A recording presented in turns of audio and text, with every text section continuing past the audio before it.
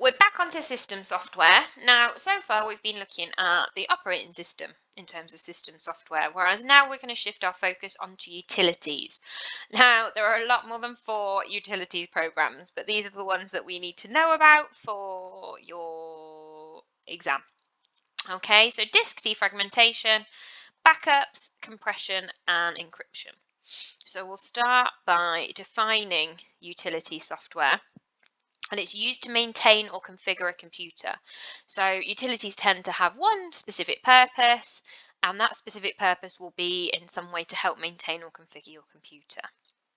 So if we start by looking at encryption software, encryption is this idea of scrambling data so that if it does fall into the wrong hands, they can't do anything with it. Now, encryption software is a utility program whose sole purpose is to encrypt the data. Okay, and then as we've looked at in previous topics, you would then need a key to decrypt that data at its arrival point. Compression software, again, we've looked at compression in previous topics. The purpose of compression is to reduce the size of a file. And we reduce the size of files for 2 main reasons. Firstly, so they take up less disk space, although that's less of an issue now because storage space has become relatively cheap in recent years. What's more important is the fact that it allows data to be transferred quicker across a network. So if you're thinking about loading up a web page or sending a photo to a friend, if you compress it first, it will arrive quicker, take less bandwidth, use less of your data. So the point of compression software is it will do that compression for you before you send it. And then again, when it arrives at the other end, it will need to be extracted before it can be used. Okay, so those are our first 2 utility software. We're now going to move on to backup utilities.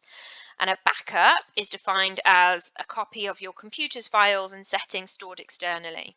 So if you take a backup of everything on your computer, you would want to store that somewhere other than next to your computer. Ideally, you'd want it in a totally separate location. Why?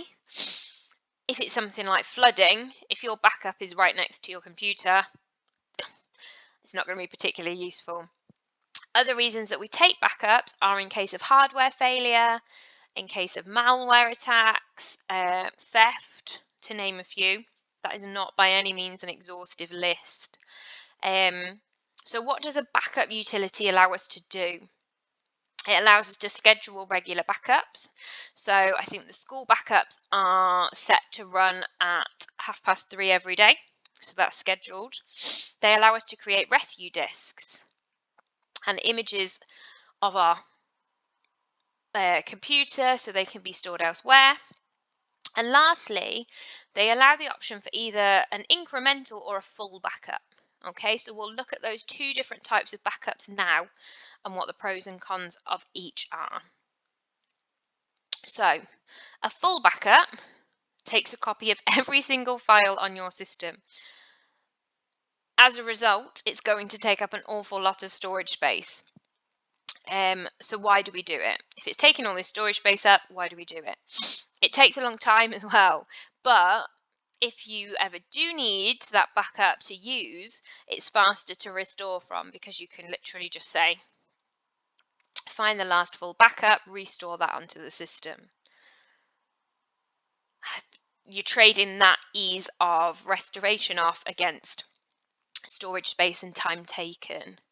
On the flip side, an incremental backup will only back up files that were either created or edited since your last backup.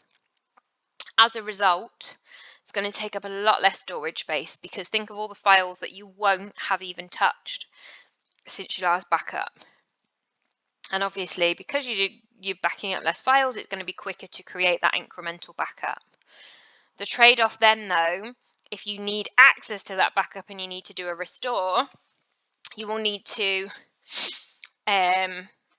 do a backup of yesterday's incremental and then the day before and the day before until you got to a full backup, and then you would do that. So it's a far more staged process. So at this point, I want you to stop the video and have a go at these 3 questions. Once you've had a go at them and you're happy with your answers, you can then unpause the video and carry on to disk defragmentation. So, on our hard disk drive, all of our files are stored. Okay, now in an ideal world, all of your PowerPoint about your favourite football team would be stored together in one bit of the hard drive. All of your Python programs would be stored in another bit. So everything would be kept together. However, because we tend to edit things, delete things, add to documents, what happens is, because say you've loaded a PowerPoint up and you've added some extra bits to it, it's bigger. Now, if there's no space directly next to your PowerPoint on the hard drive, the extra bits will need to be saved somewhere else on the hard drive. So then the operating system will split your files into smaller blocks to fit where there is space on the hard drive. Okay, now when lots of your files are split up across your hard drive, we call that fragmentation. And it makes life harder in the sense that when you load something up, the operating system has to identify where all those different parts are on the hard drive before loading them. So reading and write times can be slower. Disk defragmentation aims to overcome this by reorganizing your data. So disk defragmentation will identify all the parts of a program that should be together, and it will put them together, and then it will put all the free space together as well. So when you do create new documents, they should be able to also be saved together. Okay, now note, this is only for hard disk drives. Because solid state drives don't have any moving parts, their read and write speed stays the same, however the data is arranged on the disk. So that is utilities in a nutshell. Make sure you're happy with these 4 here, and you've had a go at the questions, and then we're good.